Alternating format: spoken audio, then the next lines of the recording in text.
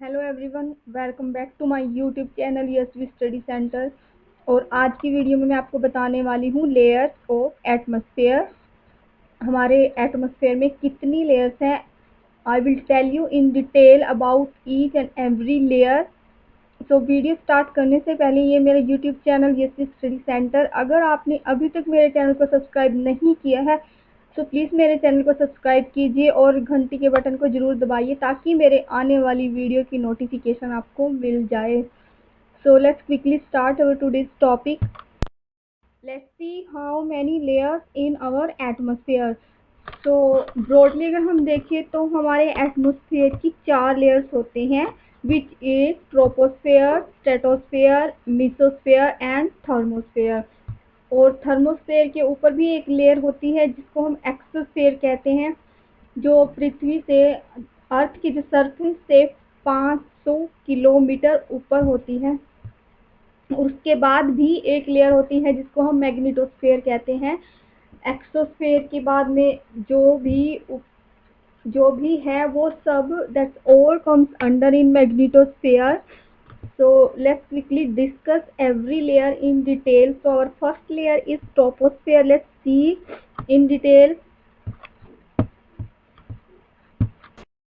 what is troposphere. The lowest layer of Earth's atmosphere between the surface of the Earth and about 6 to 10 kilometer above the surface of Earth is called troposphere. The lowest layer of Earth's atmosphere, जो atmosphere की lowest layer है पृथ्वी के surface से, जो 6 to 10 kilometre के बीच में मानी जाती है, उसको हम ट्रोपोस्फेयर कहते हैं। ट्रोपोस्फेयर का जो नाम है वो ट्रोपोस्फेयर कैसे पड़ा? ट्रोप्स का मीन्स होता है चेंज होना। So change in this layer get its name from the weather that is constantly changing and mixing up the gases in the part of our atmosphere. इस लेयर में जो मौसम जो होता है, वो क्लाइमेट जो होता है वो चेंज होता रहता है, और ट्रोप्स का मतलब होता है चेंज होना। सो मौसम के चेंज होने की वजह से इस लेयर का नाम ट्रोपोस्फेयर रखा गया है। So let's see the important fact about troposphere.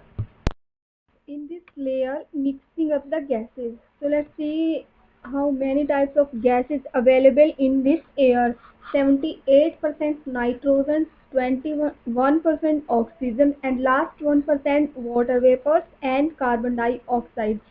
तो ये जो 3 या 4 प्रकार की गैसेस होती हैं जो ट्रोपोस्फेयर में अवेलेबल होती हैं।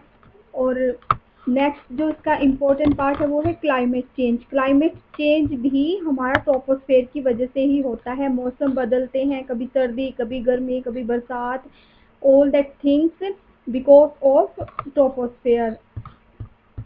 Let's see next fact about troposphere, which is provide oxygen. क्योंकि ट्रोपोस्फेयर में 21% ऑक्सीजन होती है, तो ट्रोपोस्फेयर की वजह से ही हमें, जो अर्थ पर है, हम रहने वाले जो अर्थ पर जीव हैं, उनको ऑक्सीजन मिलती है, जिसकी वजह से हम जीवित रह पाते हैं। And the number 6 is keeps earth liveable. Troposphere की वजह से ही धरती पर जीवन संभव है। धरती का जो वातावरण है वो जीने के योग्य बना रहता है troposphere. So troposphere is very important layer of our atmosphere. All the clouds and airplanes are fly in the troposphere, and we are also live in the troposphere, the first layer of our atmosphere. So troposphere is very important layer. So let's see our next layer, which is stratosphere. Let's see the fact about stratosphere and what is stratosphere all about. What is stratosphere? The layer of the Earth atmosphere between about 10 to 35 kilometers above the surface of the Earth called stratosphere. The second layer of the Earth वो होती है stratosphere, जिसका area होता है 10 से 35 kilometre का जो area होता है ट्रोपोस्फेयर के ऊपर, वो स्ट्रेटोस्फेयर के अंदर आता है। So let's see the important fact about stratosphere. is temperature increase with height. Stratosphere में जैसे जैसे हाइट बढ़ेगी उसके साथ साथ टेम्परेचर भी इंक्रीज होता जाएगा. And second is ozone layer. Very important part of stratosphere is ozone layer. हमारी जो ओजोन लेयर होती है वो भी स्ट्रेटोस्फेयर का ही हिस्सा है. And jet like to fly in the stratosphere. जो जेट एयरक्राफ्ट जो होते हैं वो भी स्ट्रेटोस्फेयर में ही फ्लाई करते हैं. Because the stratosphere free from the water vapors and dust particles, absence of clouds and any other factors which may make it perfect layer for flying jet aircraft. क्योंकि stratosphere में ना तो बादल होते हैं, ना डस्ट होते हैं, ना वाटर वेपर्स होते हैं और वहाँ की जो एयर होती है वो इस लायक होती है कि वहाँ पर जेट एयरक्राफ्ट जो होते हैं वो आसानी से उड़ सकते हैं, फ्लाई कर सकते हैं. कुछ बर्ड्स भी होते हैं जो स्ट्रेटोस्फेयर में फ्लाई कर सकते हैं. Which swan, cranes, vultures can flying in the stratosphere. Because ये बर्ड्स जो होते हैं बहुत ऊंचाई तक उड़ सकते हैं, जो कैपेबल हैं स्ट्रेटोस्फेयर में उड़ने के.